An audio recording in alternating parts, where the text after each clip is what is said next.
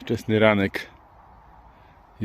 Jestem niedaleko miejsca, skąd 10 lat temu ponad w jeden dzień dojechaliśmy do Krośniewic. Tak wygląda szlak już zrobiony. Słońce wstaje. Z daleka widać idącą postać. Swój to, czy wróg? Na wszelki wypadek przygotuję widły. A tu jeszcze. Swój! To Maciek. Jesteśmy uratowani. Nadaj szule posiłki. Posiłki. Maciek, ja tu 5 razy przyjeżdżałem już, sądząc, że dojdę do tego rowu.